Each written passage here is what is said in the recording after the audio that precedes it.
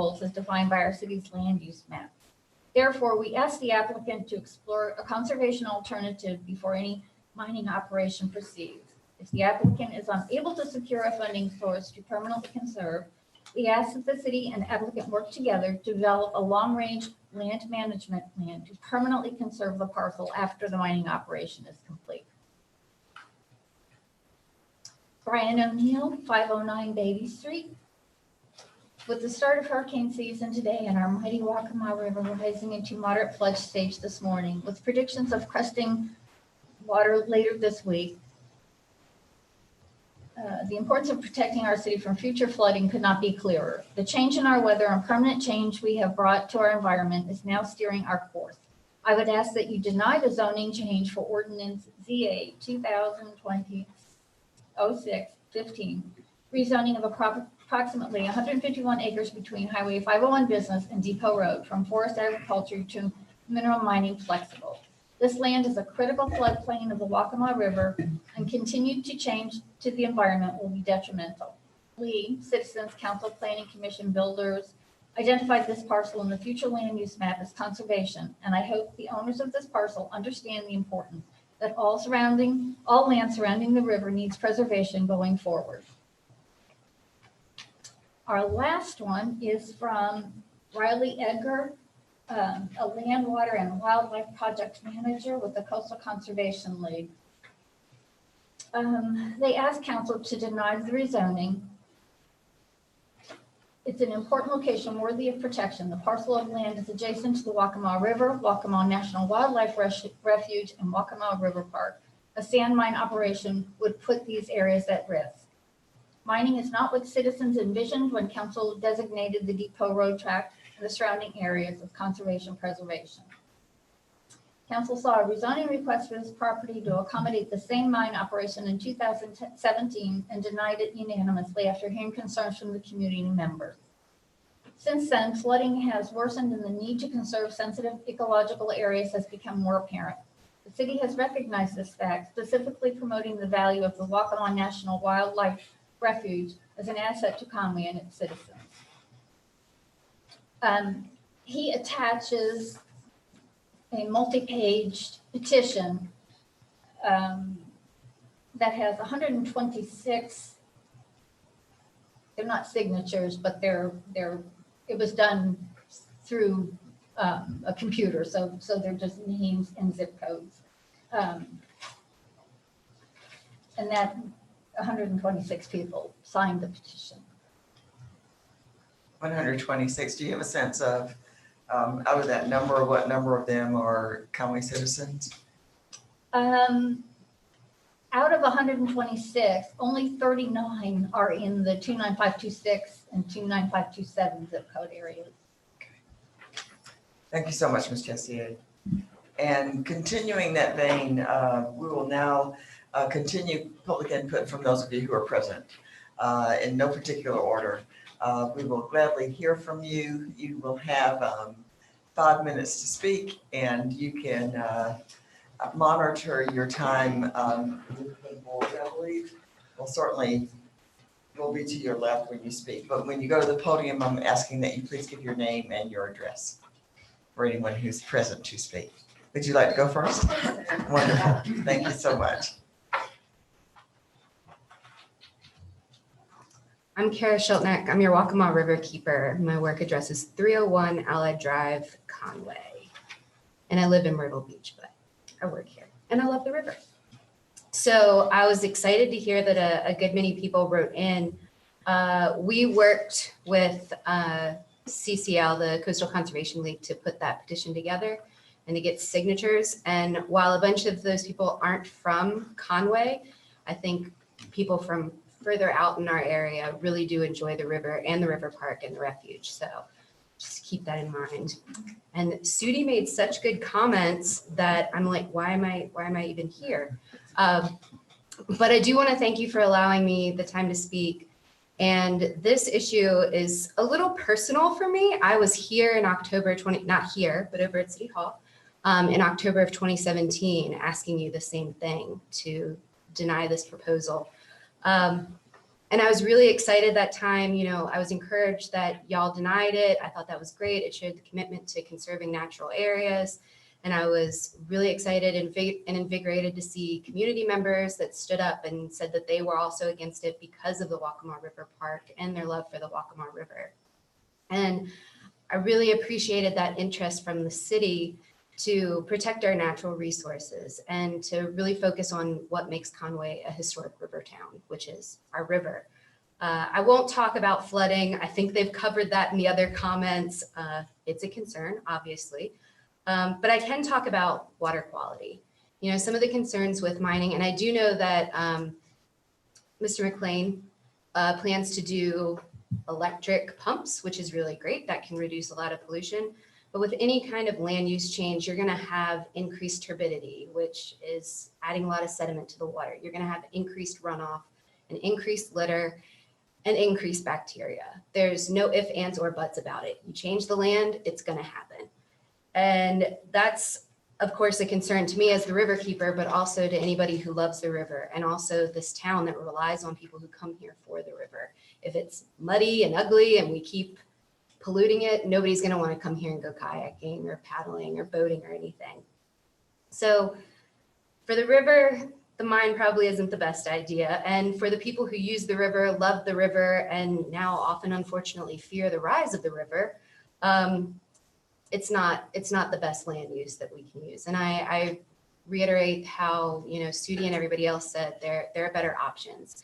Yes, it's clear cut now, but it can rebound from that. What it can't rebound from is more land use change of a mine.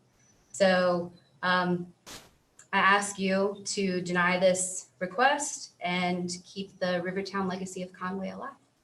Thank you. Thank you very much. Is there anyone else? Please begin.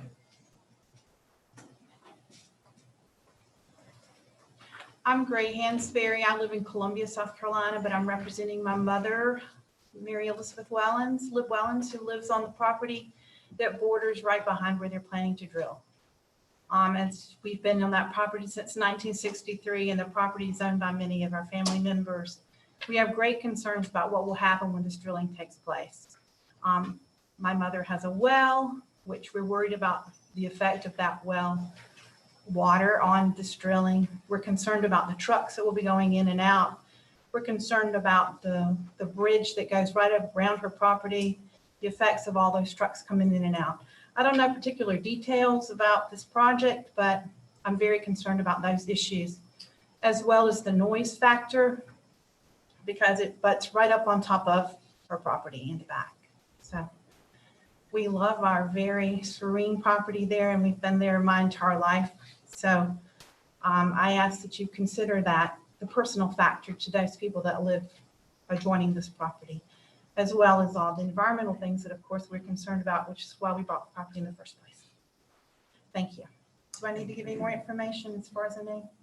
I don't think so. I think we're good. I promise this has nothing to do with my decision. Are you related to the former dentist? Yes, Dr. he's my Wellens? uncle, and his property is adjoining, and his children on that property. Donald Wellens was my uncle, and Harold Wellens was my father, and Liv Wellens is my mother. She's still alive. So I appreciate your concerns and your efforts to preserve this property. Thank you very much. We really appreciate you being here. Anyone else? Sorry.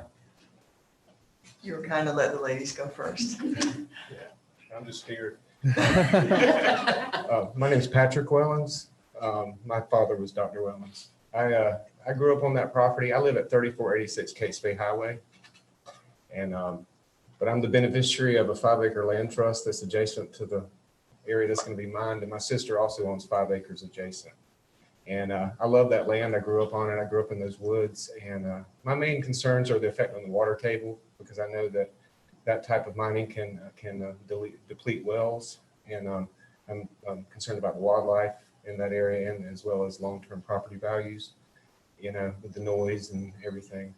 So that's pretty much all I got, I think. Thank you, Mr. Wellens.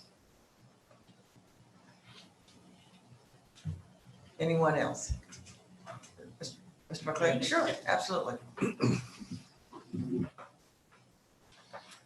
Hey, Jamie McLean. I am the applicant for the mine site. And thank you for taking this time and let me speak about it. We had drafted a letter, I'm not sure if Mary Catherine sent it to you, that went through the Coastal Conservation League's points and went through Miss Sudie Dave's points, and how we could negate them and how they either were not relevant to this. As far as the water quality and the turbidity and the runoff, that is something that is mandated by DHEC through an NPDES permit. Once a month, we have to do water testing, have to send that to Columbia, and we do quarterly inspections with DHEC. As far as the change of land use, I can't really speak to that. What we're asking for is within the zoning ordinance and is allowed for that. Ms. Gray spoke about drilling and well water. Actually, we won't be drilling, we would just be mining. So there wouldn't be any physical drilling. Well water, we should not have well water. It comes from like 200 or 300 feet down. So at best, we would be dealing with surface water, not into a deep aquifer. So and we've had other areas where we have done mines and they've been close to wells that have not had any problems. Truck traffic, that is always a concern, as is a noise factor. I agree. And I think, can you pull up the map, Mary Catherine? Or I think that we're about 1,000 foot, because y'all's property, you're Mr. Patrick's front's Highway 90, correct? Yes, yeah. So none of our truck traffic, I would assume, would come through you. Our proposed truck route would go down Depot Road and come out at New South. So the overpass, I'm assuming the bridge that you were talking about is the one there at New South on Highway 90. Because I don't think there's any way, even the Santee Cooper trucks that are leaving Santee Cooper don't try to get out on Highway 90. They go either come down Depot Road because they're much smaller trucks, or either go through the other way. So that truck traffic, I don't think that would be a real problem. Now, the noise factor, and I think I spoke to Mr. White about this, our proposed mine, we have tried to put a loop in there where you won't have one of the biggest factors that you usually see is dump trucks backing up with their backup alarms on it. So if you look at our mining plan, we have a loop in there not to have any of that. And then, as the Riverkeeper said too, we use electric pumps, which is basically no more sound than an air conditioning unit running outside. And it's and if the water comes up, we take the pumps out there. It's like a floating pontoon out there, and we just take it out on a pontoon boat trailer and do it all. I'll be happy to answer any other questions.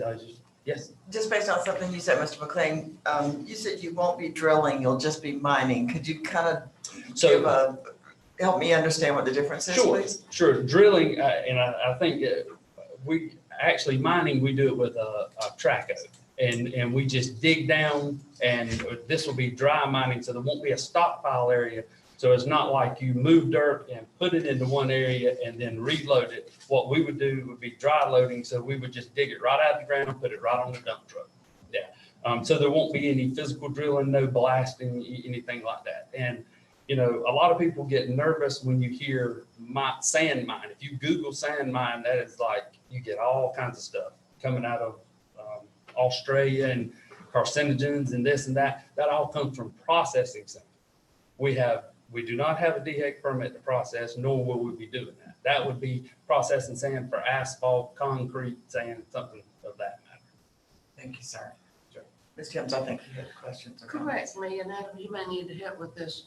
Was this application denied earlier? Yeah, I think it was it postponed? 2 years ago. It was denied. Is that right? Yes, 3 years back in October of 2017. Right. It didn't get, I recused myself. It was a 3-3, I believe. Yeah. And at that time, we were proposing a 5-acre mine site, and we have reduced our request to a 3.5-acre mine site. Can I ask? Yes, ma'am, please go ahead.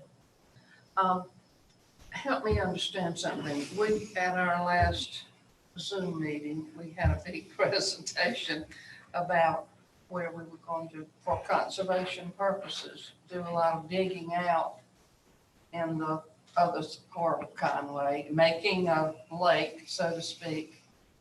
And that was supposed to be helpful to the flood sites. Yeah, so we're looking at a stormwater infrastructure project.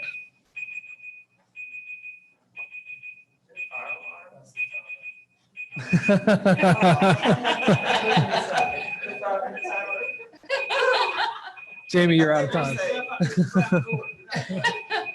think we're Oh, safe. yeah. Give us just a second, we'll figure out how to disarm this thing. There we go. Yeah. Yeah, so Okay, I forgot what the question. so near Trinity Church, we're looking for a stormwater infrastructure project there that would allow for existing stormwater pipes to come into it's not a lake so much as a restored wetlands, but it is something we would be digging out. I think it's 5 acres or 7 acres of a site in a depression to hold water. Could this property serve as the same capacity for some period of, in other words, if we had a flood, could it go there? I don't know how much area there would be between the surface and the depth of the water. I've been on Depot Road and not been able to go very far, so I'm saying there can't be a lot of land that's not underwater out there. And actually, the part where if you see the darker green signature there, that's all a pine hill. Everything else you see in the lighter green, that's kind of the run of the swamp that runs behind the Wellens property there at Highway 90, and then it turns and goes the other way. But it is a pretty substantial hill back there. I mean, and it would serve that purpose, Ms. Timms. It really would. Well, I had not thought of that, but until, and we didn't talk about this until our last meeting, and I just wondered if that could serve the same purpose. And I mean, what you're asking is, we don't know how much freeboard space would be in there between the actual water level and the top of the bank, but there would definitely be something there, because we're proposing, I think, our permit says we can go 20 foot deep. That's kind of hard to do with conventional equipment. We haven't been able to do it at our other mine site. It's been about 15 feet deep, and the water is probably about 10 foot deep, and then you got about 5 feet of freeboard space. Thank you. Mr. Hammond, Tammy, I called you Friday because I had some questions about stuff that was coming up with this, and you had mentioned about future, if this is permitted, what you want to do in the future with this piece of property. And I think that was kind of important, and it sounds like that's important to a lot of the conservation groups about kind of what, if the city was to allow this, what would happen next? Is this going to be a left open mine, or how does that work? We're proposing this to be basically a 3.5 acre fish pond is what and our long-term goal for the whole property is to put the property under a conservation easement. I mean, it's a recreational tract. I said the same thing 3 years ago when I was here, or in 2017. And that's what, my partners and I, that's kind of what our vision is for it. We are not wanting to develop it in any way. Now, I think Ms. Sudie Daves said in her, I can't remember if it was her, Coastal Conservation League, that was not, if we mined on the piece of property, that we could never put it in the conservation easement. And I checked on that today, and that is not so. You cannot get a partner to partner with you as long as you have an active mining permit. But after it's all reclaimed and your mining permit is closed out, they just look at it as a fish pond or a pond. Yeah, I've got it's called a WRP, Wetland Restoration Project, that is a fish pond, duck pond kind of thing. Right. Partnered with. But I know when I talked with you Friday, you had brought up some stuff about DHEC requirements that I didn't really know about, but you said when you close the mine about what DHEC requires of you. Yeah, you have to post a reclamation bond to make sure that before you get your mining permit, you have to post a reclamation bond. So if you don't reclaim it, DHEC can come in and they can reclaim it. You have to have 3-1 slope, have to have everything grassed, in order to close it out. Same as a subdivision. I mean, it would have to be 70% coverage on the slopes and everything. So, yes, sir. Thank you, sir. Mr. Hubbard. Jamie, have you had a conversation with Craig Sasser about the future of? Per Miss O'Leary's request, I did speak to her Friday, and I called Mr. Sasser, and he and I played phone tag back and forth. But no, I have not. But I did call her. She asked me to, and I told her I would call him, and I did. But no, I have not had a chance to speak to him. I thought he might be here tonight, and I was going to speak to him about it. But like I say, I feel like we're all on the same path. We just may have a different way to get there because, that's what we hope to do is to conserve the property. And like everybody else, we enjoy the river just as much as anybody else and don't want to see it polluted. Anyone else? Mr. Hubbard. Project. Mr. Hubbard. I'm sorry, Mr. George. I didn't mean to give you that name. How long of a project would this be? Obviously weather is going to play a part in that, but start to finish, what would be your We really, Mr. Jordan, we foresee this as being a kind of a one-hit wonder, and like this ain't gonna be a day-to-day operating mine. We have a day-to-day operating mine out on 378 in Conway, where a bunch of the fill dirt for Conway comes from.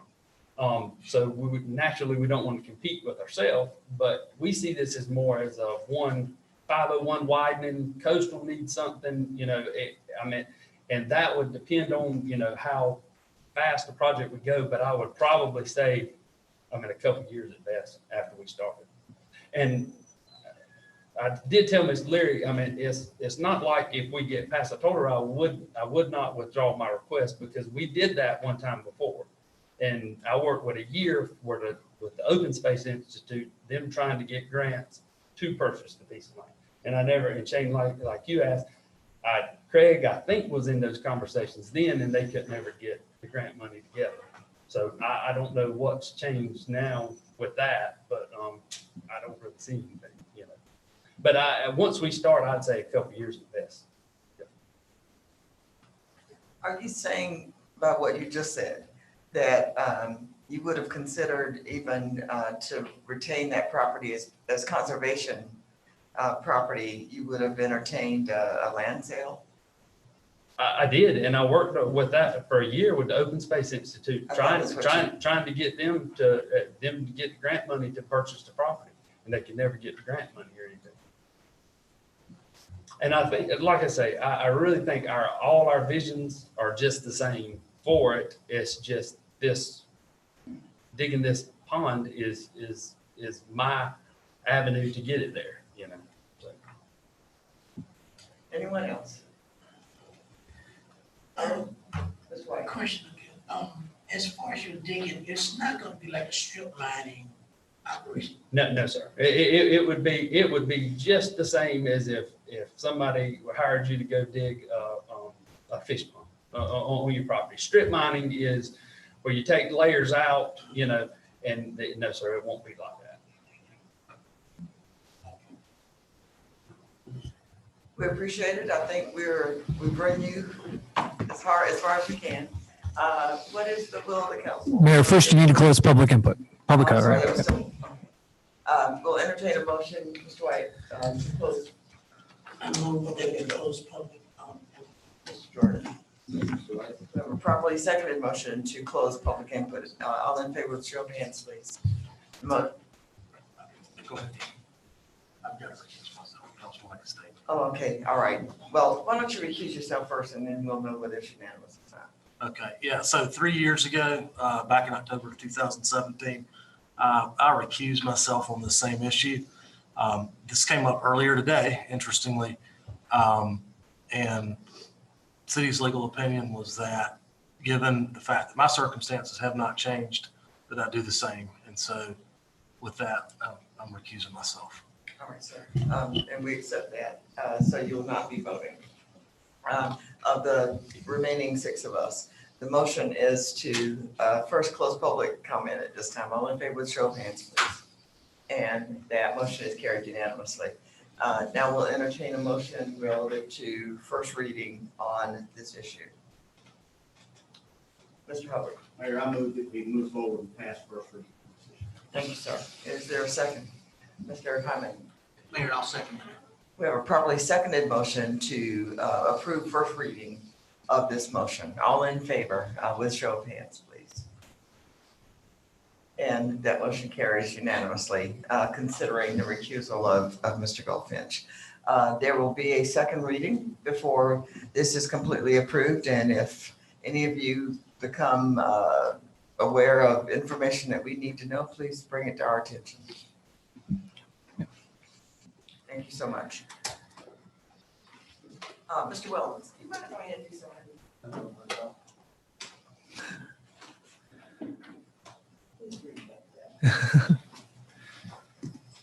It has nothing to do with the matter before the council.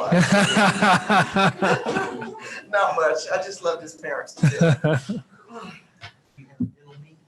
Not right now, but you know, I'll never see him again. I've probably seen him 1,000 times, but would never have made him one of them. Oh, they were good people. Good.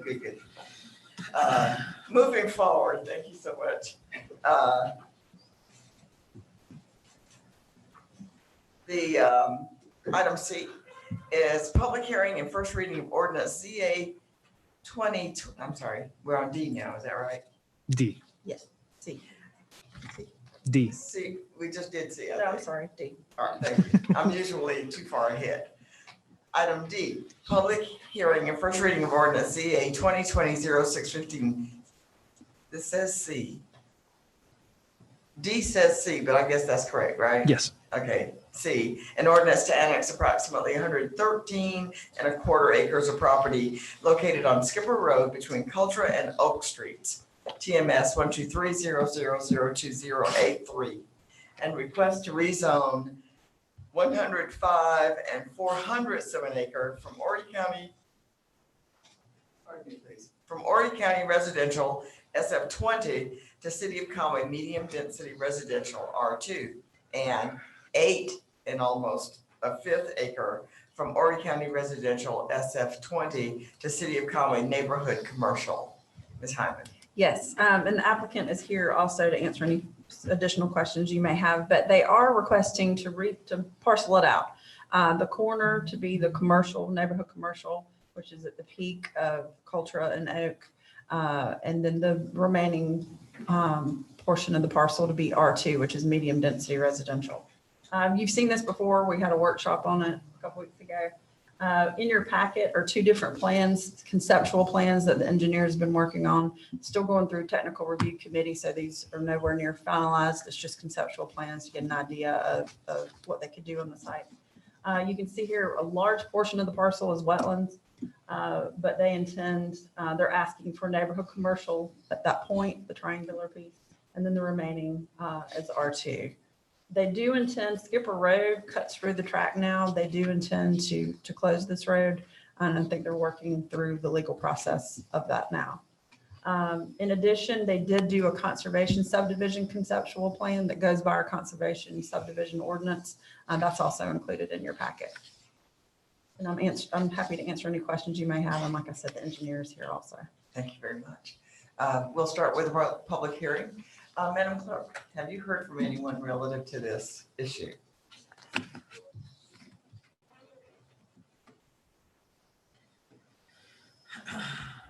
Sudie Thomas sent us an email. She said, for the Skipper Road project, please encourage protective buffers around the wetlands and corridors connecting green space and wetlands. The small wetland at the corner needs to have vegetated native buffers and a connection to other wetlands and wooded parts of the property or adjacent land.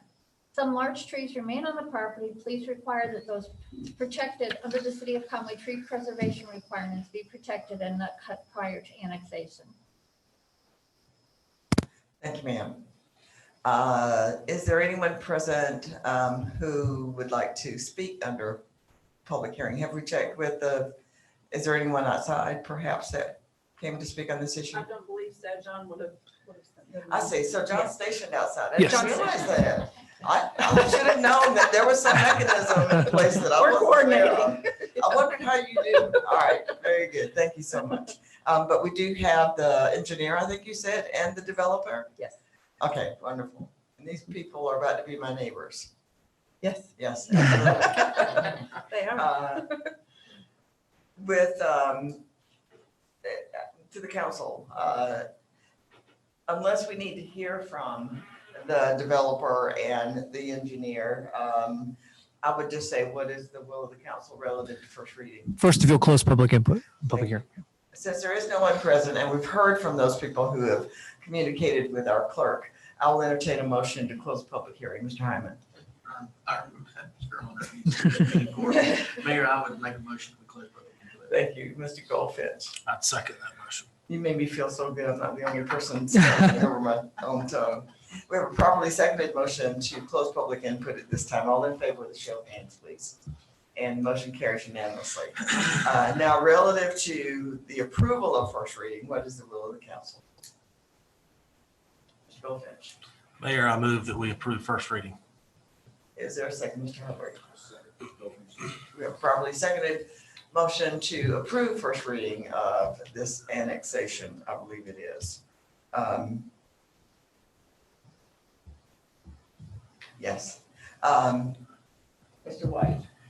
I want to ask this question, no disrespect, but when I was at Johnson one day and this lady came and said that they found a graveyard in that area, is this the same area? Yes, I believe so. Would you like to have him talk to us about that graveyard? It's shown on your plan, so there's a proposed driveway. Now, I'm not handling that, so the developer has already lotted out those and preserved the cemetery.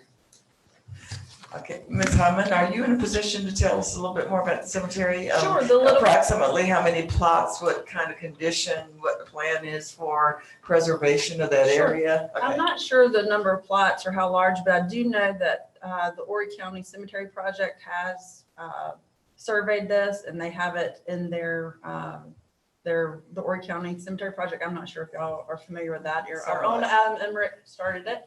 I inventory that took over cemetery. and now it's still the county. But they have surveyed that property, and when I've driven by, I have seen that they've staked around it also. So it is protected and they have designed around it. But it is not in the tract that's being annexed. It's in tracts that were portioned off formally in the county. I see. I just want to make sure the graves were not displaced. They won't be. They are protected under that project. Thank you so much. Mr. Goldfinch. Mayor, Dr. Thomas alluded to something that you read in her letter about trees or what? Some large trees remain. Make sure that that they be protected and not be cut prior to annexation. How can we do that? Right. Okay. I mean, we have no control until the Okay, annexation I occurs. just wanted some clarity on that. Thank you. Yeah, good point, Mr. Goldfinch. Anyone else have any comments or questions before I raise the issue of what we do about first reading? Is there a motion? There is a motion. Yes, sir. Any other comments or questions? There being none, all in favor of approval of first reading of this annexation request, indicate with a show of hands, please. Ms. Timms, is that a yes? Or- Okay, thank you. The motion carries unanimously. Thank you, gentlemen. We'll have second reading on the 15th of June. Absolutely. Item E, public hearing and first reading of ordinance ZA 2020-0615D to amend Article 10 subdivision and land development in the Unified Development Ordinance, or UDO, regarding conservation subdivision requirements. Ms. Hyman. Yes, and this is another one that I know we have discussed previously. As you all know, the conservation subdivision ordinance, which we just discussed, is an ordinance that we already have in place, but unfortunately, no one's used it yet. So one way that staff is proposing to help that is to require the conceptual plan, sketch plan level, that they do the regular plan and then the conservation subdivision plan, which is what we just showed you on that other development. We're hoping that this will get some developers and engineers thinking outside the box so they can see what they could gain if they did use that ordinance. That's right. And how being good stewards of the ecology could also be profitable. Exactly. Thank you. Ms. Timms? Is this an added cost to them to have to do it 2 ways? Yes, it would be. Should we relook at our cost of what they're doing now that they're doing twice instead of once? It would just be for the larger developments that it would be required. It wouldn't be Okay. for the smaller ones. It would just be 50 acres or larger. So it wouldn't hit that many. We don't have that many developments that are coming in at that size. It wouldn't be everything that's coming through the department. Is the old golf course 50 acres It is. plus? Okay. But they don't have to do that now. The golf course. If this gets approved and then they submit plans, they would have to do this. They haven't submitted plans at this time. Ms. Josie, have we had anybody call in or write about this particular one? We'd love to hear from you now, please. Put my chair over here. This is the last one. Sudie Thomas wrote in on this one too. It said, ideally require the development of conservation subdivision designs and low impact development methods on all new residential and commercial developments. Thank you, ma'am. And I think we've already heard her address. I'm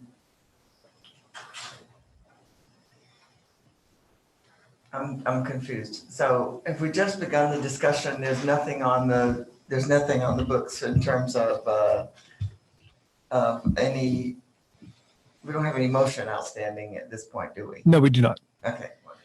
All right. Is there a motion We need a motion to close public hearing first. to close public hearing? Yes. Of course, Ms. Fowman. Thank you, sir. Ms. Timms? I second. We have a properly seconded motion to close public hearing. I can't lie and say that that's what I had in mind. I was just off. All in favor of closing public hearing at this time, indicate with a show of hands, please. Motion carries unanimously. Thank you so much. And now relative to the question before the council, first reading of this ordinance, what is the will of the council? I move that we approve first reading. Is there a second? Mr. Goldman? We have a properly seconded motion to approve first reading. All in favor with a show of hands, please. Motion carries unanimously. Thank you so much. Item F, public hearing and first reading on fiscal year 2021 budget. Ordinance 2020-0615E, an ordinance to levy taxes and establish a municipal budget for the city of Conway, South Carolina for the fiscal year beginning July 1st, 2020 and ending June 30th, 2021. Ms. Williams. Thank you, Mayor and Council. Before we get into the 2021 highlights, I'd offer some reassurance on our current budget. The city's been very lucky so far and seems to be on track with current budget projections. We're a conservative group by nature, so we've worked well over the years and allowed ourselves to build up a good fund balance. We have reserves in place if needed, but staff does not anticipate any drastic shortfalls. We're actually well on our way of meeting our current budget. With that being said, though, we realize there's a lot of uncertainty and variables could change over the next few months. To ensure we are prepared for these uncertainties, during the upcoming budget year, staff can choose to delay some of the bigger ticketed items. We can delay those for the first quarter, first 6 months, or even after we get into the year, if we feel like we're not where we should be, we can delay them to the next budget year. So it's just, we have some flexibility. I'll review the highlights and then we can discuss some concerns. Comprehensive budget totals over $48 million. This is up $1.2 million or 2.75% over current year's budget. Water and sewer fund budget jumped up $2 million while the general fund decreased about $700,000.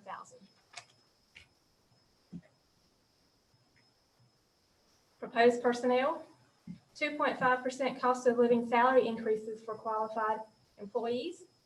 Pay increases to correct compression issues within departments. And I want to speak on this for just a second. The city has developed compression issues over time. It occurs when there's little differences in new hires and those that have been here, the tenured employees. as well as directors and their direct supports, which we find lead to turnover and low morale. This problem was confirmed during the Evergreen Pay Study we conducted last year. Working towards correcting this was one of the main goals of this budget. Staff put a lot of effort in reducing capital requests to make room for these pay increases. In addition to the pay increases, we're adding a new technology services department. We're also adding some full-time positions. 2 Class 3 community service officers, 6 Class 1 officers, 1 membership associate, and 2 pump mechanics. There'll be a utility billing date change. All utility bills will now be due on the 15th of the month. Delinquent utility bills now are due on the 10th. This would just make one due day across the board. Proposed fees. Planning department, major subdivision plan reviews over 5 lots will increase to $2,500 to offset the actual cost of the review process.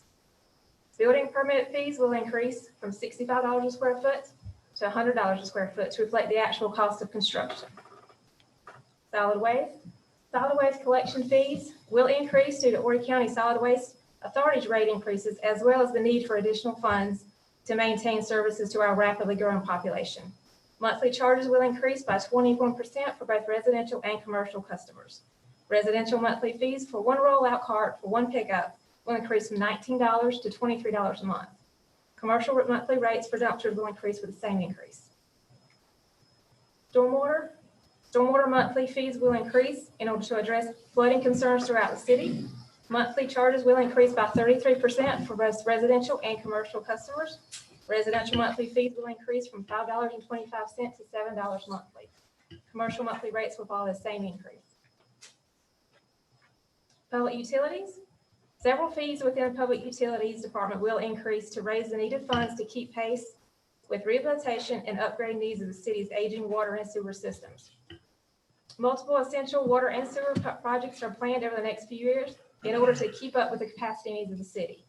The proposed fees mainly impact new growth. Water capital recovery fees will increase 35%, as well as sewer capital recovery fees. Water meter connection tap fees will increase 20%. Water meter base fees will also increase 20%. Fire hydrant meter tap and installation fees will increase by $1,000. And lastly, water and sewer rates will increase by 4%. Increase for an average household of 6,000 gallons of usage. In city will be $1.87. Out of city water only be $1.75. And out of city water and sewer will be $3.75.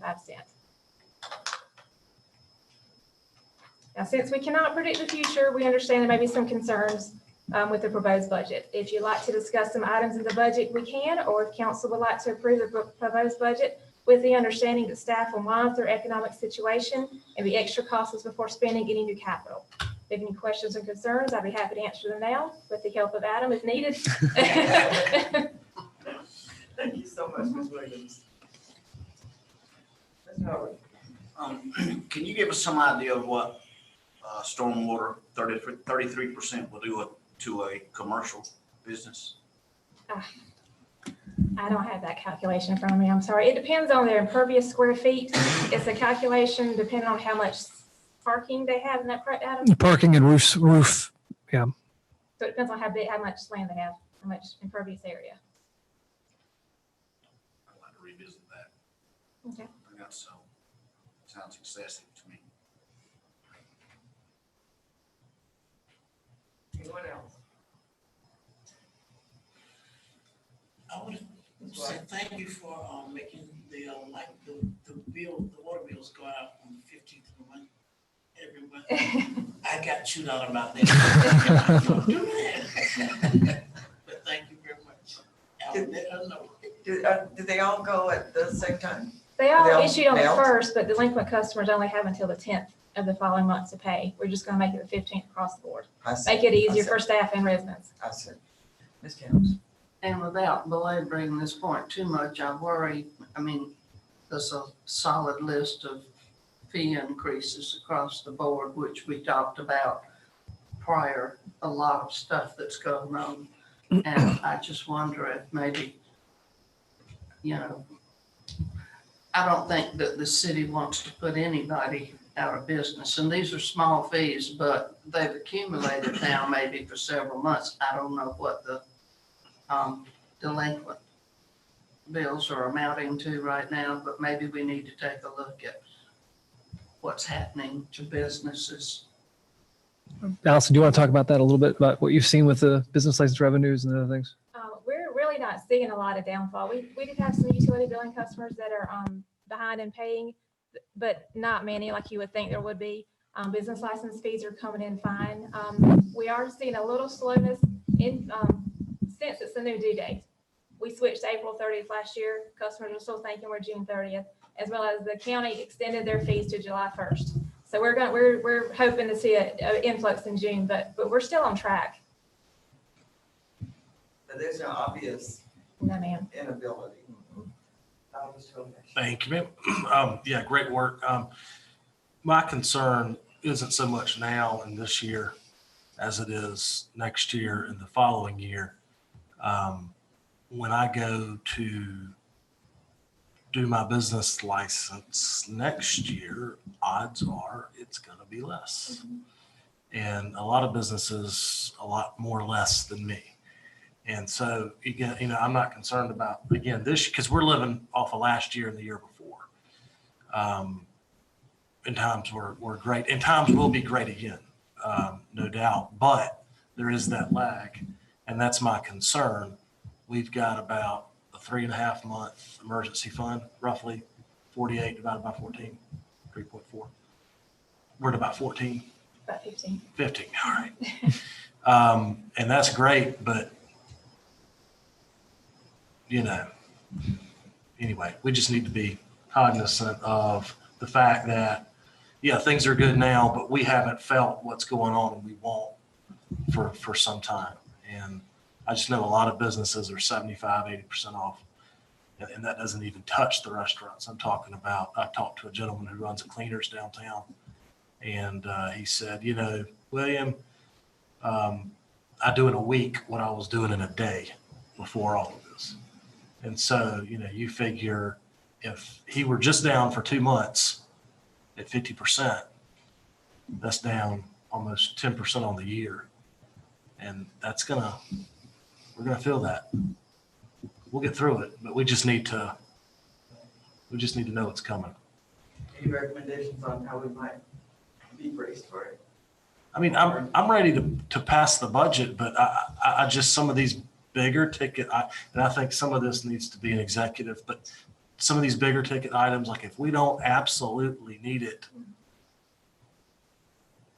and maybe, I don't know, which we were pretty lean at the budget retreat. I mean, we were really lean. I mean, it was. Do you want to talk about this? We have a list of some of those bigger projects if you want to talk about them as things that we're monitoring more closely and It'd be good to hear, just sort of see how varied they are. I think we've all known generally what they are, but just to hear the list all inclusive would be good. Well, we were very lean with capital for especially general funds, so there's really not many big ticket items. But the one that does stand out is the $875,000 we've reserved for the tennis center. That is something that can obviously be used for something else in the meantime. And I think we have until the 2023 items. 2023. And 2023 to spend those funds. That's something we can postpone. And I mean, that's the biggest ticket item.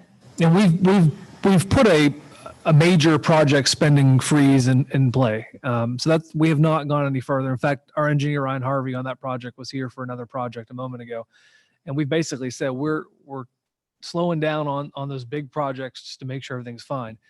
But at some point, we're either going to have to put it on temporary, like real hold, or start the work on it. So.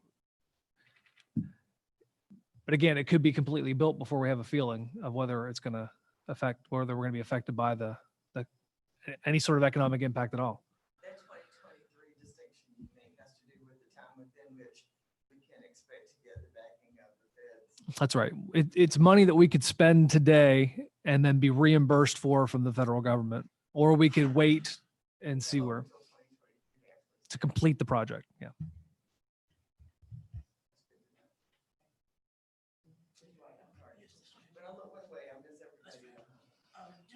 Have we had any local residents that have not been able to pay their bills? You want to talk about the water? Yeah. We do have some water and sewer customers that are behind. And last week we did send out probably 1,000 phone tree messages with not much callbacks. So the bills that are going out now, they will say past due. So we're hoping some of those people will start calling in. And we've said we're here to help. So we're hoping they'll call us and we'll put them on payment plans and that kind of thing. But it's not the amount of people that you would assume. Most people are paying what they can. And we've been pushing that. Another council member and I have noticed, people have to make choices. And when they get, for example, a $1,200 stimulus check, for a lot of people, that's just like Christmas Day. They have that happen twice in their lifetime, and they're just gonna go and have a really good time with it. We've noticed, I was in Walmart yesterday. I don't know how many 70-inch televisions I didn't see walking out of there, and it was like, good Lord, where are they gonna be? On a billboard somewhere. But at any rate, those are people's choices, and I just, to the extent that we have an opportunity to make sure people understand that, payday is still coming. That there is going to be a time after which you will lose your service. Prioritize your use of money and pay what you can so that the day doesn't happen upon you that you have an extraneous bill such that you don't know how in the world you'd ever pay it. I'm glad we did the telephone tree. Who might want to repeat it? Absolutely. Yeah, okay, thank you. Might we do that in paper as well? In the billing cycle, a mention that, have we come to terms with at what point we're going to treat people as whole again and require that they pay or they lose their service? I know that's not fun to talk about, but that day is out there somewhere. I can't see us 6 months from now not tying service to payment of bills unless things are much worse than I want to anticipate. Does that make sense? Mm-hmm. Well, we're going to start with our 90-day customers, the 90-day past due. We're going to start with those first and then gradually 60-day, 30 days. You mean you're going to start with them in terms of disconnection? Disconnection, yeah. Starting probably the end of June. The beginning of July. Yeah. Yeah. Because by then there'll be 120 days in arrears. Right. And I mean, all of us as a practical matter know that that's coming. I won't say too much about it, but it's just real. It's just the way the world runs. And as Allison said, if they contact us, we'll work with them on payment plans. But if they don't contact us, then they've not availed themselves of the tools that are at their disposal.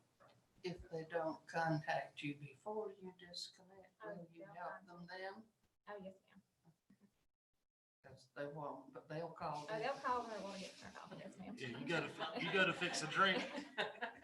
You go to fix a drink and that faucet doesn't turn on, that's a motivator. I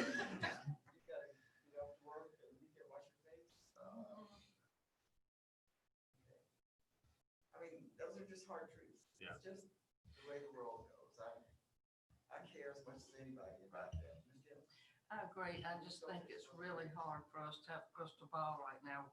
We're going into hurricane season. We're in a disastrous season right now that I hope is going to calm down shortly.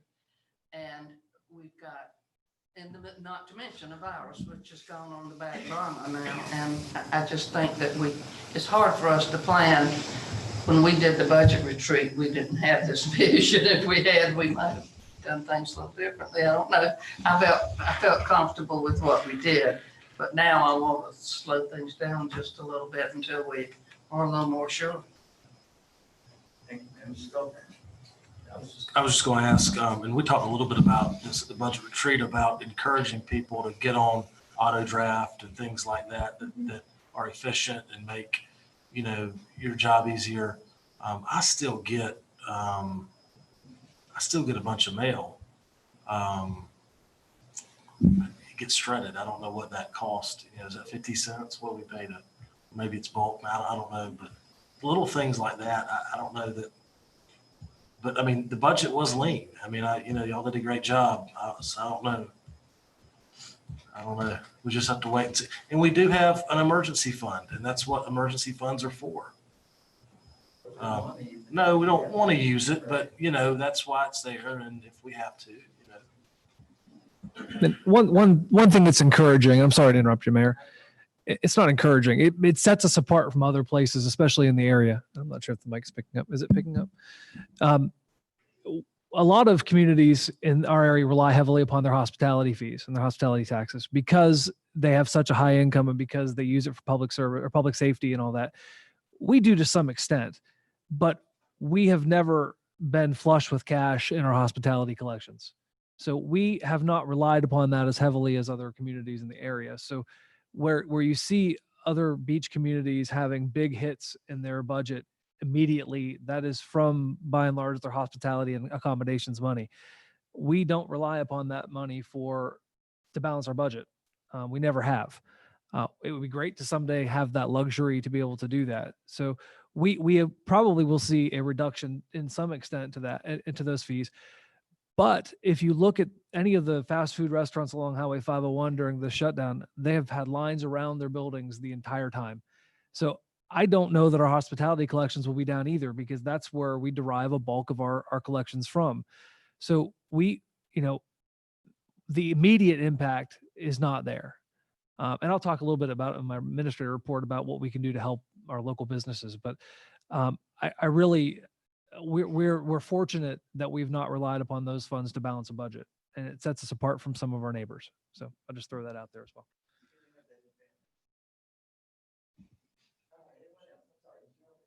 Adam, this is a question for you, and we may already have this power.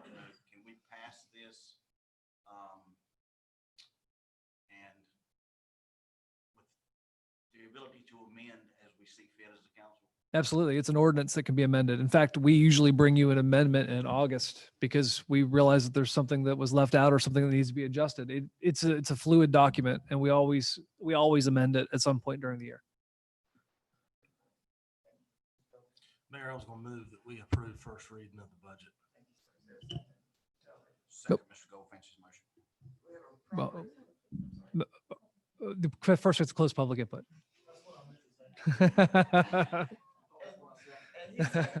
All in favor of closing public input, or yes, the public hearing, that carries unanimously.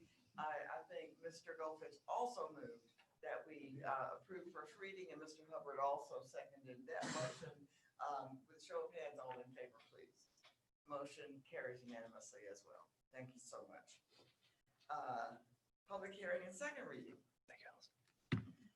Final reading of ordinance ZA 2020-0601B, an ordinance to rezone approximately 5 1/3 acres of property located at 198 Long Avenue, TMS 123-1033007, from City of Conway Residential R1 to Planned Development District. Ms. Hyman.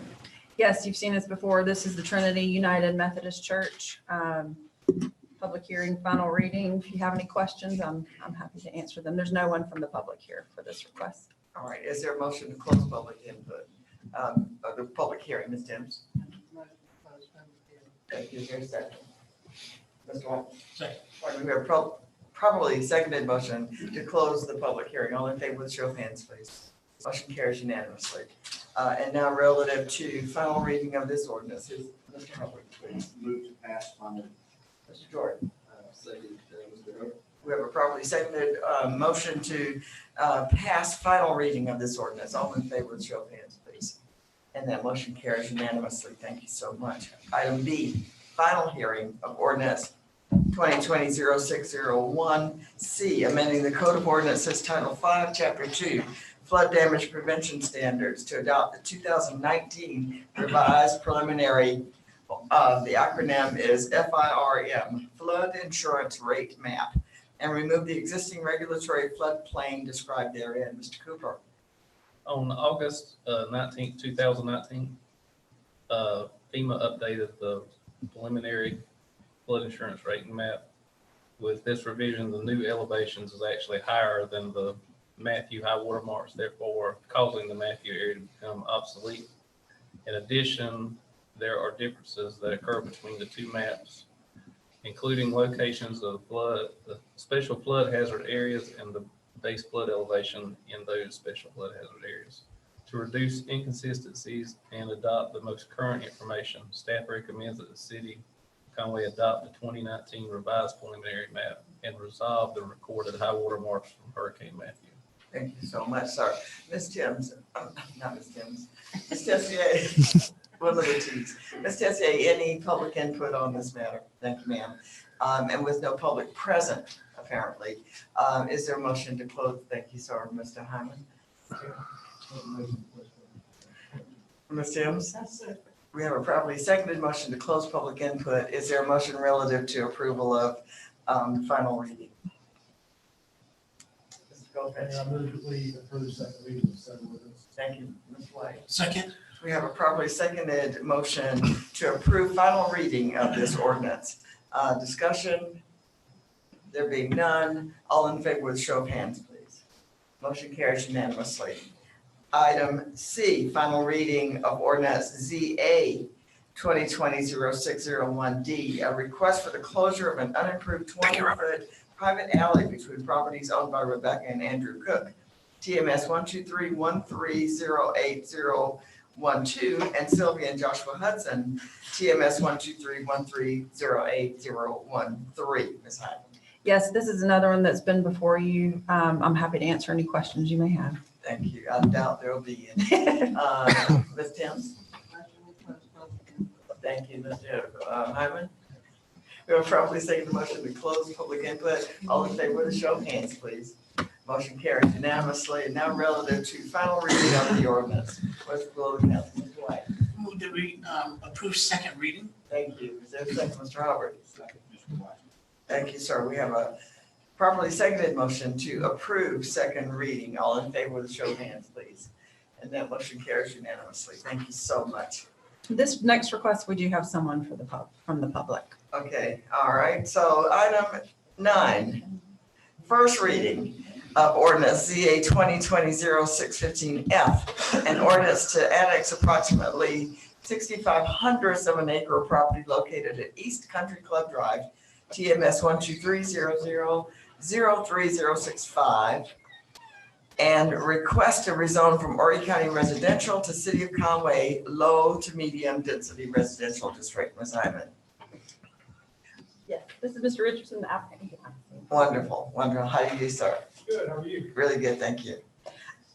He's here to answer any additional questions, but the request is to annex this property and to eventually subdivide it into 2 parcels. Let me find it. For single-family residential. It's in the county now as SF20, and the request is for R1. The future land use map, because it is located in a flood zone, identifies this parcel as conservation preservation. Also included in your packet, these are some pictures that were taken on the site. I know there's been a little bit of water there the past couple of days. But included in your packet also, it shows the flood zone on these properties. And Robert Cooper can answer any questions regarding that also. All right, thank you. Is this also a public hearing? No. It is not. It is not. All right, thank you so much. I thought it would have said so, but I just wanted to be certain. Are there questions or concerns from the council? Before I just invite you up to give us an overview, we may be able to limit what you have to speak to. There appear to be none. Are we prepared to act on first reading of this ordinance? By means of a motion. Ms. White. Mayor, I move that we accept first reading. All right, we have a motion to approve first reading. Is there a second? Mr. Hubbard? We have a properly seconded motion to approve first reading of this ordinance. Now, is there any discussion or are there questions? There being none, I'll call the vote. All in favor with show of hands, please. Are there questions, Mr. I'm Goldfinch? sorry, I got distracted. That's okay. What's planned said about this planning commission? This, because they're requesting R1, it doesn't have to go to planning commission. It comes straight to city council and doesn't require a public hearing. So that's why there's no recommendation from planning commission. It's not required. And is that because this is the most restrictive designation in the city? No, R1, it's just the way our ordinance is written, when you have a parcel that's requesting R1 that would be considered a minor subdivision, it just has to come to city council for 2 readings, and the public hearing and the posting of the property and planning commission isn't required. Mr. Emery? We do have some staff concerns because this property is in a flood zone. There are several options on how they can build on this property. They could fill and build, which is not ideal because it displaces the water. It's not huge displacement, but they're going to have to do that. And as a community that has been really struggling with flooding lately, we certainly do not encourage building in a flood zone. Secondly, they could build on stilts, which would make them inaccessible to access during flooding events from our fire and police services. What we've seen in other areas that have flooding and flood zones is what we've been trying to prevent with the FEMA buyout. And so from a staff standpoint, we would be allowing someone to build in an area that we will be back in the same proverbial boat when we have flooding. We anticipate that lot to flood. And Ms. Jones, I'll get right to you. Is there no restriction to building in an established flood zone? Sure, they can build, but they have to build 2 feet above the delineated area. So, and I'm not sure what it's delineated out there, but it would be essentially they'd have to bring in fill dirt of up to a certain height or stilts. And in either case, we'll be, we would have to permit it if it's in the city. I'm trying to remember, but was this lot next to this one on the corner, not something we allowed them to subdivide? Two parcels? A couple years ago, that's correct. And now we're gonna do the one behind it as well, even though it's parcel or whatever. That's what, That's the yeah, concern. that's the concern. Mhm. Sir, I'm afraid I didn't write down your name. Mr. Richardson, you're hearing some of the concerns of staff and council. Is there anything you'd like to say to us that might have? Everything that he said, and I'm a builder. I built the 2 houses on the corner. I'm not the builder on this house. I've been retained to just help him go through the process. I may build it, I may not. The first concern I had when he came to me, I said, you're not backfilling that lot and doing a raised slab. Gotcha. And he backed off for a minute and came back to me about a month ago. The only thing you can do there is a steel pump. And I showed him on the 2 houses where the water got up to the last flood we had. And I recommended he go 5 foot above that. Right. He'd actually be able to drive over the houses, but I told him he can't, I don't think they're gonna let you make it look like a Garden City house, a driveway. You're gonna have to make it look like a Conway house, but on scale. Got to do some protective stuff on it. I have a preliminary drawing here from the architect. All right, so But I'm well aware of how much water gets on it, and he knows that. I think he bought the lot a little quick, but he's so deep invested in it now, you don't want to lose out on what he's got. Well, I really appreciate what you said. I appreciate Ms. Tim's memory of our having been here before. I appreciate staff reminding us of what risks are inherent in this piece. Ms. Timms, can you withdraw before you make your comment? Are these houses for resale? I mean, are they building to sell? From what I understand, he's keeping the one that'll be closest to Ms. Richardson on the corner, and he wants to build and sell on the second lot. He's actually thinking about building the one and selling the lot next door, which there'll be a house there one day.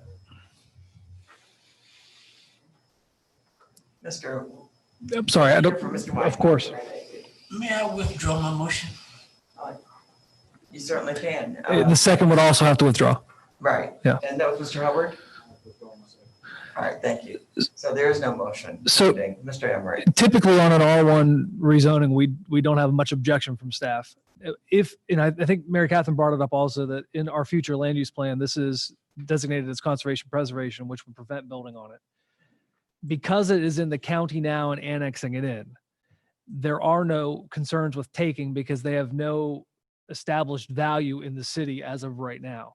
So we would sort of recommend from a staff position that if you're going to annex it in, you annex it in at CP, and which would prevent them from being able to build on it.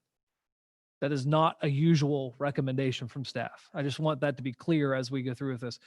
If we didn't annex it in, then they could take their chances at the county, which I think already has a zoning established, and they could build in the floodplain there. They could build one home. Yeah.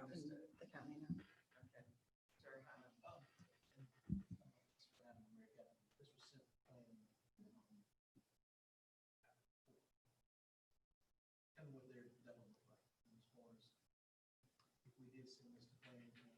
You could send it, the reason it didn't go to planning is because the request was R1, but if you wanted to recommend CP and send it back to planning, that is something you could do. Or the other option would be county. To deny the annexation, yes. So, thank you. So are you saying because they, I'm just trying to make sure I understand, because they requested annexation into the city at R1, we can say, well, we're not going to take you at R1, but we'll take you at CP. And then they can say, no, we don't want to do that. Yes. Yes. Which he doesn't want to do that because he wants to build a house. Right. So SF20 in the county currently allows him to do, he couldn't subdivide the lots. Correct. Correct. He could do 20,000 square feet. minimum- Yeah, minimum 20,000 square feet. They could do one home. I don't know, Adam might be able to answer this, but I think the main reason for annexing to the city is for water and sewer service. Right. Morris, I think his best bet is because if we turn him down for water and sewer, okay, we still have to provide it to him. Okay, That's correct. but I think his best bet's to stay in the county Leave it in one lot. and build it up, yeah. And we would have that happen by our denial. That's right. Correct. Do we need to go so far as to recommend that he come in by another means or just to deny the request that sits in front of us? That would be up to you. That'd be up to us. I'm going to make a motion that we deny this opportunity to him and let somebody else help him figure out what he's doing. Thank you, ma'am. Is there a second? Mr. Jordan? I will say this to him. We have a properly seconded motion to refuse the request of the owner. Any further discussion? There being none, all in favor with show of hands, please. And that motion carries unanimously. Thank you so much. Item B, first reading of ordinance. Thank you, sir. Thank y'all. See you. First reading of ordinance ZA 2020-0615G, an ordinance to annex approximately 8,400 of an acre of property located at 426 Maplewood Circle, TMS 110-0002096, and request to rezone from Oregon County Residential SF40 to City of Conway Low Density Residential District R1. Ms. Hyman. Yes, this is a clear-cut R1 request. It recently changed ownership, and with that, they had to request annexation because it is contiguous, and it does help fill a little donut hole. Wonderful. Mr. Goldfinch. Mayor, I move that we approve said ordinance. Thank you. Ms. Jordan. Second, Mr. Jordan. We have a properly seconded motion to approve first reading of this ordinance. Is there any discussion? There being none, all in favor, with show of hands, please. Thank you. That makes it unanimous.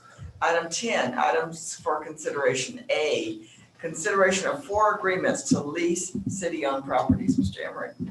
I'm going to leave this up to Ms. Hyman. Ms. Hyman. As you all know, the city has acquired, and we're still in the process of acquiring FEMA lots in the floodplain through the FEMA buyout program throughout the city. As you know, this property is restricted and has to remain as open space in perpetuity to protect the natural floodplain values. Maintenance and upkeep of these properties has also become the responsibility of the city. Before City Council approved the use of private leases to neighboring property owners, these leases would allow those property owners to use and also maintain the adjacent parcels, FEMA parcels. To date, we've received 4 applications for licenses for the adjacent property owners to lease the city-owned properties through the FEMA buyout program. I do have a map showing, you can see them here, it's in your packet as well. The first being Bobby, Don, and Davis and Nabnet, who are the owners of 164 Sherwood Drive, have requested to lease the 165 Sherwood across the street. The second is Catherine Brookshire, the owner of 210 Busby, has requested to lease the property that was formerly 1508 Long Avenue Extension, which is behind her house.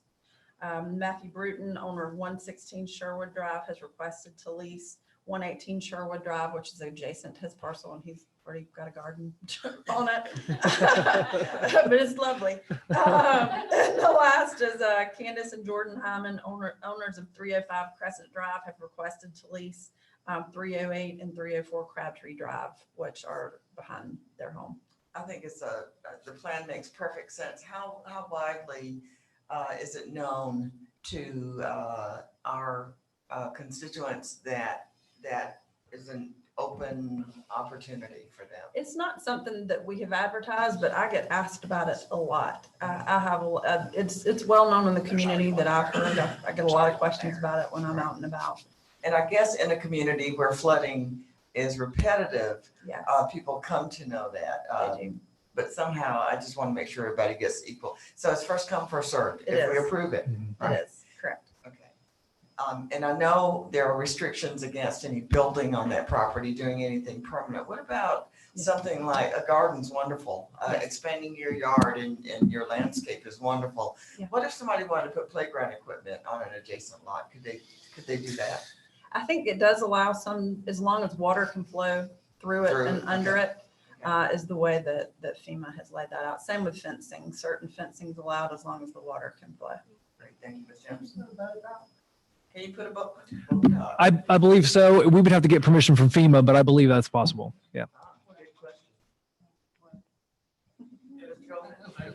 In our rules for that, does it have to be like, so like in the case of Brookshire, that abuts their property, or in the case of Davis, it's, you know, I guess what I'm saying is I want to make sure that I just couldn't go lease that in front of Davis. It has to be adjacent to, I think is what council set up as the policy. Right, Yeah. That makes sense. One of these is across the street. I had a question mark That about that was one. Davis, but he's the closest person It- to it. It's- Any request has to come to council. So if you have heartburn over something, you could turn it away. Mr. Howard? What if we decided on the insurance requirements? We reduced it to 250,000, and that's been much easier for the residents to be able to deal with, which is about our tort claims liability limits anyway. Mr. Howard?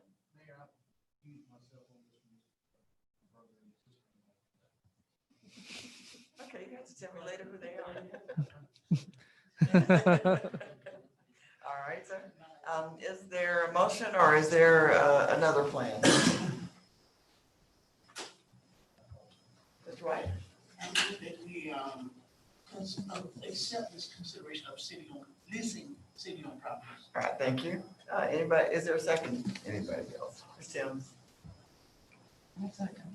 Probably second a motion to accept the request of 4 residents to lease FEMA properties that are now owned by the city of Conway to use under the restrictions that are in place. All in favor, with show of hands, please. Except Mr. Hyman, of course, and with the exception of him. Mr. Hubbard, have you voted in the affirmative? Yes. All right. Of those who voted. Ms. Timms? Jean. Ms. Timms? Yeah, Ms. Timms. Yeah, absolutely. It's unanimous with the exception of Mr. Hyman, who recused himself. Item B, consideration of approval, construction of parking and common refuse facilities on Laurel Street. Yes, as you may remember at the budget retreat in March, staff presented an option for development of the riverfront to help not only improve parking, but also collection of trash. This project is now ready for implementation for constructing parking and a common refuse facility on Laurel Street where the old Todd Electric building was. You can see the plan here. What staff, and this will be done at the staff level. We did have the engineer drawing, but our staff is planning to construct this. It would be the parking lot that you see below. And then the original plans had shown this common refuse facility to be that large rectangular area. But the red shows what we actually need. So we've made it a little smaller. It was drawn a little larger than what our staff actually needed. So that red shows what that revision would look like. The idea behind it is to bring all the trash and the dumpsters to one location. This would not only help our staff, they'd only have one place to go rather than all the different places. It would help with aesthetics. It would help with the smell. The idea came from the engineer who worked on this project. He'd also done something similar at the Marsh Walk. That's what the restaurants along the Marsh Walk do. It really cleans up the area. We're hoping that this can become a test for later ones, and we might could do more around the downtown. This also plays into the renovations and upgrades to the lift station down at the Riverfront Park. We're having to move that dumpster, so it will be moving to this location also. It would also help utilize more space downtown for outdoor dining, more parking. It would remove those trash facilities so we could use more of the dining and the parking instead. I have a couple graphics. This shows the plan. So that's Laurel Street. This would be Laurel Street. This is the peanut warehouse here. Just to give y'all kind of an idea of where we are. So it'd be this parking area, and then the red would be the enclosure. So this would be some preliminary steps to our work on the riverfront. Correct. Absolutely. That's right. It's another step in the master plan. This shows a plan of the actual enclosure and then elevations below. You could see you'd have a dumpster for the cardboard recycling and then also a trash compactor. The elevations are below. You'd have, these would be two larger gates. It'd be 6 foot, 6 foot, and 12-foot gate, 12-foot gate for the dumpsters. And then there'd be a pedestrian gate in the center. So when the people that live at the condos needed to take their trash, they'd be able to go to that pedestrian gate in the center. But that's going to be a smelly center. Well, maybe, but Reggie's guys would be checking it every day. And the hope is with it, having that compactor would make it smell less than what we've got going on now. This is a visual of what it may look like. The idea is that it'd be brick to meet, look like the historic brick we have downtown. And then the weathered natural wood siding. This did go to Community Appearance Board last week and they approved it also. And with this view, can you just tell us Sure. where the parking is? It'd be Because behind, yeah, it would be. On the other side of the warehouse. That's right. Yeah. In front of the peanut warehouse. Right. That's what I thought. Mr. Hubbard and then Ms. Timmons, he's been waiting a while. I was just gonna make a motion to approve this consideration. Okay, thank you. And that, she may want to do that. Otherwise, that's me. Ms. Timmons? I was just gonna ask a question.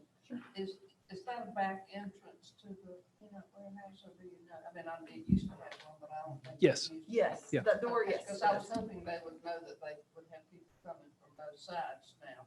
They do, and Jamie, the owner, actually serves on the Community Appearance Board, so he approved this at the meeting last week. All right, so we have a motion on the floor to approve. Well, these are for consideration. We can go ahead. Yes, and move on, yes, right? we need a Okay, motion, yes. Awesome. Thank you, sir. Mr. White? Mr. White seconds that motion. And is there any discussion? Yes, sir. Would this be keyed or parted or? Whatever Reggie's guys, yeah. The current dumpster at the marina is where the condos use, and it is not gated. It's got a door on it, but it's left open all the time. This would be, we would put these on a spring latch and it would be accessible. It would be more secure than what we have.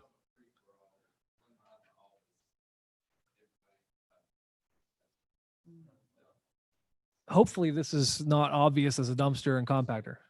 Yeah. Oh, but they'll know pretty quickly. Yeah, some might.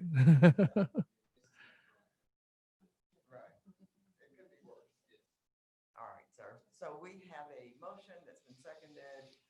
Any further discussion? I think there's none. All in favor with show of hands. Motion carries unanimously. Thank you so much. Thank you. Next is item C, consideration of special parking regs to limit overnight parking in the marina and riverfront areas. Could you do that? Yeah. Section 815. Chief. Good evening. The issue that we're encountering is we kind of have a hybrid homeless problem in and around Conway, with there being several people that live out of their vehicles. And the drawing point seems to be that marina area and the downtown. Maybe the restrooms are part of it that we have down there that gives them the public restrooms, but they're living in their cars. We do not at this time have any type of regulation for that. Other municipalities do. They do not allow it. Most notably, Myrtle Beach does not allow people to sleep overnight in their vehicles.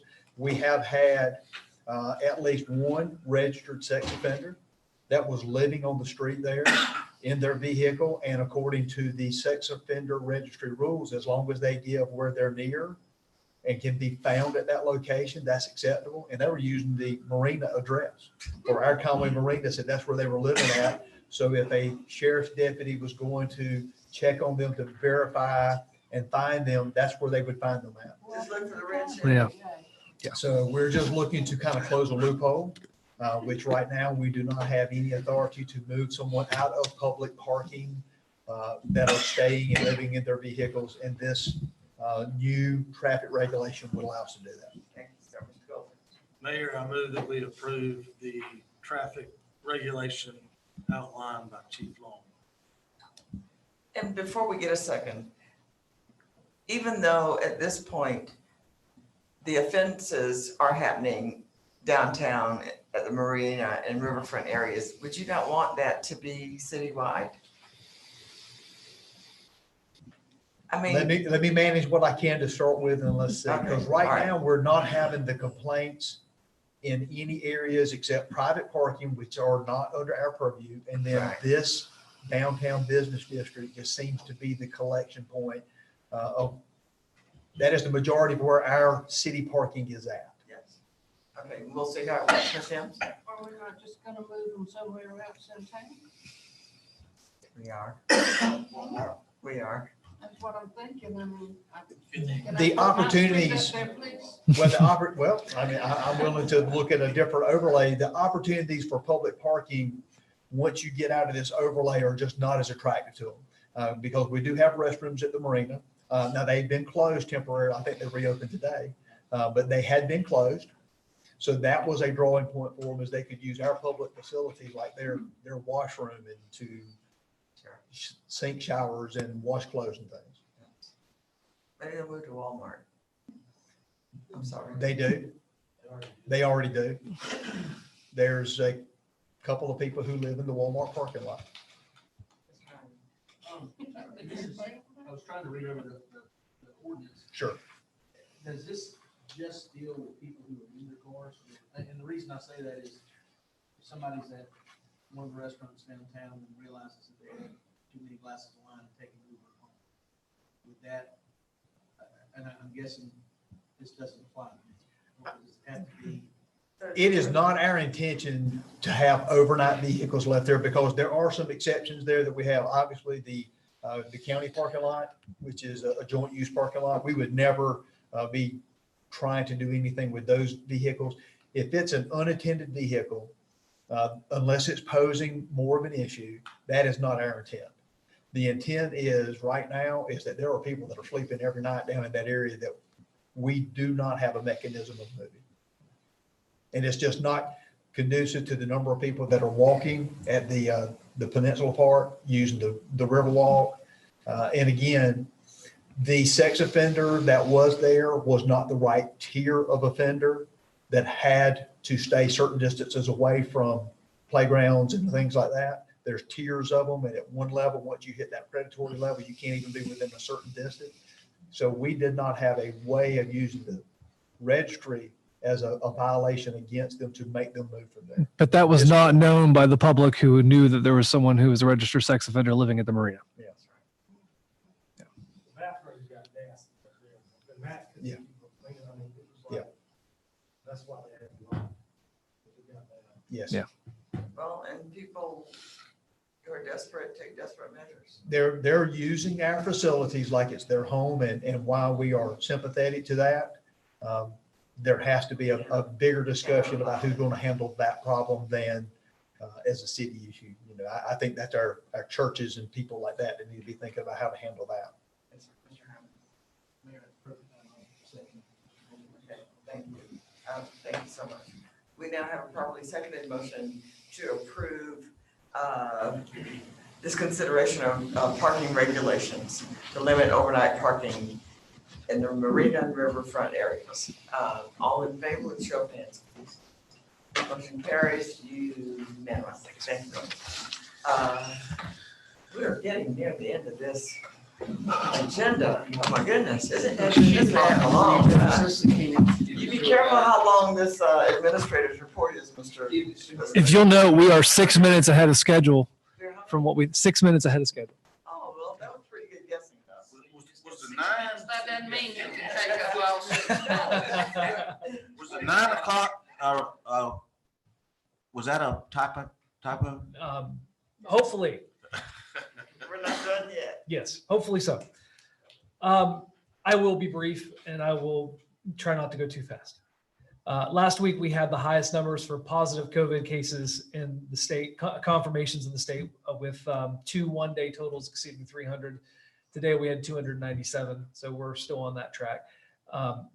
The last 2 weeks in Horry County have been the highest 2 weeks as well. So we are seeing an increase in test results that are positive. Part of that is because of an increase in testing, but the testing percentage rate is dropping as well. So we're still seeing an increase of positives while we have a decrease in percentages because of the overall number of tests. What I want to caution people to be is vigilant and not lose sight of the fact that this is still a dangerous virus and it is still out there and it is increasing. So that's why we were social distanced here tonight.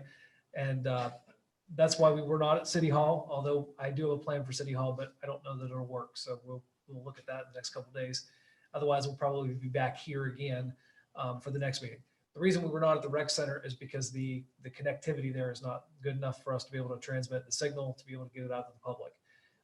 Although it was not convenient for the public tonight, I think it was at least a way to be able to involve them and for us to be able to continue business. So thank you for working with us on that. Today, we did reopen the Sports and Fitness Center and public buildings by appointment. Court will happen this week for the first time in 2 months with some changes. We are going to temporarily close Scarborough Alley from 8:15 to allow the courthouse traffic to get there to about 11 a.m. when court ends. We'll stage our defendants on Scarborough Alley and in the parking lot next door and take them in small groups up the main stairs unless they're handicapped or needing ADA accessible access, and then they'll come in the elevator and then they'll come down the back steps and leave City Hall. So there'll be less opportunity for transmission. We also have constructed a temporary wall between the 2 windows, payment windows at the court to be able to give some separation. We have a good plan. I think it's going to work really well. Hopefully we can get through court in get through all this and be able to go back to normal soon. The river is rising. Right now it's a little bit over 12 feet. We had to close the boat ramp this morning. The predictions for the river only go out several days and then they end. So right now it's predicted to get to 13 feet by week's end, and we don't know where it's going to end because it's still on the upward trajectory there, but it is starting to flatten a little bit as it goes on. What we don't need is any more rain. The PD and the little PD and the great PD were at flood stage already coming into the week's weather last week. So that backs up Winyah Bay for the Waccamaw drain. The flash flooding that we had was quick, which was good. It got out of there quick, which is great. That is a good sign that our swamps are empty and our things are working. The river backing up is what it does, but I think we'll be fine. The great news is that we've prepared for flooding like this and we don't anticipate there being any damage. It's what we're living with, and that's the way it's supposed to be. And inconvenience is okay, we can deal with that. I did want to let you know about a problem that happened at Smith Jones Pool over the weekend because of the rain. We were cleaning it to get it ready to open, and the water table came up fast and popped the pool out of the ground, causing some pretty major damage. We've had one estimate or one pool company look at it. We've got a couple other ones coming in to look at it, but it could cost between $30,000 and $50,000 to fix. The main water line coming into the pool was broken. It was one of the original lines from the 1970s when the pool was installed. And so we had a plumber coming out to fix it, but he did not get there before the rain came, and that is part of the problem. So hopefully we can get it fixed cheaper than that, but we'll be bringing it back to you for consideration at a future point once we get the bids in. It'll have to be an RFP given the expense. The only silver lining here is that due to COVID, we were not ready to open it anyway. We don't have lifeguards in place to open it. So the delay in opening it was going to be there anyway. The bad news is it might be delayed by a year to open it because you're looking at a 45 to 60-day window to fix it once we get it scheduled and procured, and that pretty much takes us to the end of the season. And it is also an unbudgeted expense, so we could probably find the money. We just got to be able to get the procurement to be able to do it. It is probably premature to do this, but I wanted to take a second to commend all of our departments and employees who've adapted to the COVID crisis without complaint, without hesitation, without missing a beat.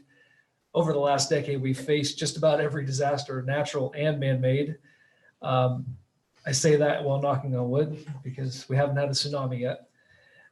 There was never a question in my mind that we'd be prepared for it. We'd rise to the challenge of meeting it head on. And so a big thank you to our Conway staff and team for being able to adapt so fluidly and be able to keep business going as normal. The last thing I wanted to mention, we talked about a little bit during the budget, was the impact on our business community that shutdown has had. Let me echo what was said earlier, that we have no way to know what the shutdown will have on a long-term effect. It's something we're certainly watching and monitoring. The repercussions could be felt for a long time, but I am pleased to report that many businesses are doing just fine. Those that have adapted to the changes to stay alive and active during the shutdown, they're going to pull through. Some of them have seen an increase in profits, which is kind of unheard of. But they need your help. So tomorrow, go get lunch at the Trestle or at Crafty Rooster instead of packing one when you go to work. On the way home, stop and buy your wife something at Grady's Jewelers or at Encore or at Curtains and Things. Father's Day is coming up, so go get them a new fishing shirt at Waccamaw Outfitters. They certainly need the business with the boat ramp closed. Help them stay in business, help keep our city healthy. And secondly, while we have had several businesses downtown close, we've also had several businesses getting ready to open in their place. I think there's no bigger encouragement for our downtown and for our city than to see that. When one goes, one comes in. It's sort of a cycle that we've seen, and this has not changed that in any way whatsoever. What we are seeing is a shift in our retail markets. And what we've noticed is it happens about every 15 years or so. In the 80s, malls came in and replaced our downtowns. In the mid-1990s, big boxes started to replace the malls. In the 2010s, internet shopping started eating into the big box stores' profits. And what we're seeing now is a shift back to our downtowns. And while a shift can be scary because we don't know exactly how it's going to play out, and it will leave or may leave some empty big boxes in its wake, it's also an opportunity for a city like ours with such a strong downtown that we have to nurture and protect our businesses to see some new investment in our downtown. So thank you. Thank you, Ms. Emery. That is so helpful, which is what we need. We are displaced just in terms of our regular seating. I'm going to take the liberty of beginning with Ms. Timms, and we'll work our way around. Gentlemen, how are you? Great. Wonderful, thank you. Okay, first of all, I'd like to be sure that we all remember that tomorrow is graduation day for some of our seniors, and others have come through. Isn't that correct? The second Conway High, please. Anyway, it's this week. I don't know, they're all at different times, but when you see any, congratulate them. I think that our signs was a big hit with them, and I think they enjoyed it. I want to commend the mayor for walking with our protesters. I think you may have avoided some more conflict by that action, and I thought that was very well done. That's all I have. Thank you, ma'am. Mr. Hyman. Mayor, just briefly, I spoke with you after the protest and commended you for that. But I'd also like to commend our citizens. I think that the peaceful nature in which they protested says a lot about the character of the type of people we have in Conway. And I know that these are emotional times, and I'm just so very proud that we set a good example as a whole. Looking at the news and seeing so many bad examples, we didn't have that. At least not that I saw. And for that, I am very, very, very grateful. I'm very happy for our graduates, as she said, as Jean so eloquently put it. But I know these are odd times, and I hope that we can just all come together and get through them. Thank you, sir. Mr. Goldman. Yeah, talk about graduation, particularly graduating high school. I just turned 16 when my dad passed away. And before that, he lived with brain cancer for about 2.5 years, and I recall going to, for some reason, one of the doctor's appointments. You're sitting there and he's talking to the doctor, he looks at the doctor, and I'd have been about 14 or 15 at the time. And I'll never forget, he looked at the doctor and he said, I want to make it to watch him graduate high school. And of course he did, but for some reason, that's always, I don't know why, it's always just really resonated with me. And I tell you, when I got a text from Sally the other Tuesday morning or whatever it was, the signs went out. She's like, how do you tell me I was doing this? I said, doing what? And she said, the signs. And I said, what signs? And she says, on Main Street. And I said, what signs? And she said, of all the graduates. And so I looked at it, I tell you, it was just cool. And, a million people that complain about it have just come out and just said the nicest things about it. So it's just a great reminder of how great this place is. It's great to be back with all of y'all. Love y'all. And Jim, you can't be missing any more soccer practice. I think they don't put in. You got to get back down there. That's all I got. She done? No, she's on Max team. Okay. Thank you so much. I'm going to start down the end, Mr. Hubbard, and come back this direction. Well, I think I've heard myself talk enough tonight, but I'm going to agree with William. I've had a lot of positive feedback on the signs. I want to commend you and Adam for being out there, and Timmy's crew and whoever else was there at 3 a.m. to put them out. And so I think the rest of us should volunteer to go and pick them up. You go first, yeah.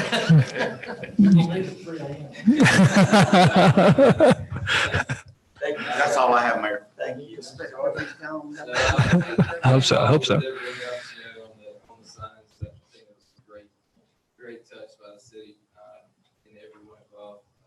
I'll help you pick those signs up, but not at 3 a.m. So thank you for everyone involved in doing that. Again, like with Alex and thank you for standing for the citizenship. I think that's showed another sign of what really makes us proud. Thank you, sir. Thank you very much, ma'am. Thank you for the license. I had his driver's license until today. Yeah, I did something I wasn't supposed to do, and I was walking around town. And I dropped them, and somehow they got to her, so I thank you for that very much. And I also want to thank all of you for just dealing with me tonight. I want you to know that I'm not anti-business. I just have a hard time with everything being piled into my community that ain't good all the time. We have 3 liquor stores within walking distance from my house, all that kind of stuff. The payday lenders and all that stuff. And I want our kids to grow up to see something other than that. And I just have to speak out for them, just as if you would do it in your neighborhood. So I don't want to put something like that up in front of First Presbyterian Baptist, whatever church. Y'all be raising hell too, so I have to do what I gotta do. And thank you very much. Thank you, Mr. White. I have a letter from Captain Carl Melton with the Salvation Army. A little bit of it is personal, but he goes on to say, I began to write to you earlier last week to assure you of our prayers. It has been my practice to pray for you and your City of Conway team when a posting from your Facebook page crosses my feed. No, you and yours were certainly prayed for in the, oh my goodness. I think in the signing of this note. God bless Captain Carl Milton, who has always been a friend of the city. I represent the city on the Welcome Back Ori group that has been developed by County Council Chairman Johnny Garner, with Orton Bellamy actually chairing this committee. The thing that I believe is, I just want to bring you up to date. The thing that is of greatest importance is that there are $700,000 in CDBG funds that are coming to Horry County for capital assistance and for residential assistance. The residential assistance is to be used for rent, finding employment, paying utilities, buying supplies, and paying for daycare. There's been a survey that's out, and I tried my best to get the means with which you can access that survey before I came to the meeting, but apparently I started too late. So far, they've heard from 900 residents and only 35 businesses and no visitors. I can get that information, or I'll just send it out to all of you certainly, and maybe the city can post it somewhere. But just to give some input just in terms of how that money might be designated. I was very proud to be a part of the fitness, I'll call it a soft reopening. I could smell nothing but clean in that building. And as long as it had been left vacant, I believe that any coronavirus, any germs would have been long gone anyway, but it was as if it was a brand new building, and I just wanted to commend those people. I, like you've heard from a lot of people about the signs honoring our grads, I just think it was a fierce success. They're starting to be picked up. I know it not only because I'm missing a few, there are spaces that are larger, but I'm seeing them at residences. And we had intended at some point for the students to actually own their signs. I believe that was the plan. I also want to say that the plan was the brainchild of Ms. Timms. And it went over so very, very well. It might be good for us to make some public announcement about how long we'd like for them to be publicly displayed before they are taken home. We announced Friday that students can come pick them up, and they've started picking them up. Yeah, we'll probably take them down late this week, and deliver them to the base schools where they go. We've also, I got a call from a parent this afternoon whose son's sign was at 5th and Main, and it was very prominent, sitting up high, and his son's sign has been replaced with somebody else's, and I can't find him. I told him, I just said that there may be a way to replace it. I'll talk to you about who that is and what we plan to do. I was also very, very proud to be a part of Conway's model, calm, peaceful, and reverent display of concern for social justice. I was a part of a group of people that were almost, some people you can't tell their race. I think that's pretty cool. But sort of 50-50 something, darker people and lighter people. Their interaction among themselves was wonderful. We started everything with a prayer. We ended it with a prayer. I never heard a 4-letter word. I never heard any real anger spewed.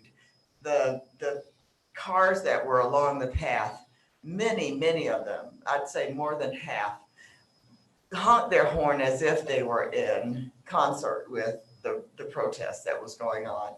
And if the others weren't, they weren't yelling any obscenities or anything out of their windows.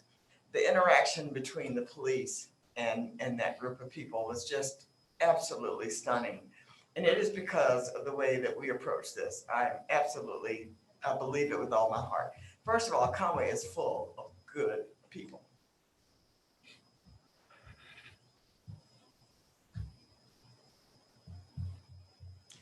Our staff expected folk to show up on a warm Sunday, and they provided water. So we're not going to try to stand in the way of your exercising your right. We're going to help you along. There are some other things too. Our police chief walked up and said, "We are here to protect you while you exercise your right. Tell us what your plan is, and we'll make sure you get to do that plan, as long as it's legal, safely." And that's exactly what they did. We welcomed them, we treated them like human beings with a cause that should be our own. And I'm so proud to be a part of this council, this city, the leadership of Conway, South Carolina, and to be alive on May 31st? May 31st, 2020. It was a grand day. And all I've heard from people on the outside is how we were the model for what things were supposed to be. So I've got to say something I need us to follow up on. I mentioned something about there being a way for Conway citizens to honor deceased people in their family, anniversaries, important dates, whatever it is they choose to do. I mentioned the Marsh Walk. This came from a citizen. I'm repeating what she offered. Or maybe our River Park walk being a place where, but either medallions or some kind of sign, something that can be long lasting, something that can be honorable, set in place, so that as people walk by, they get a sense of who we are and what's important to us. We sort of hit on it just a little bit, but I really am looking for a plan.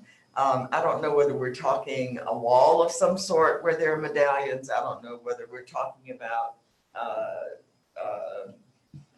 posts erected at a certain spacing with medallions or something long-standing. But I'd really like to see what we might be able to do. And of course, a family member would pay for they would purchase the medallion, and we get to set that price.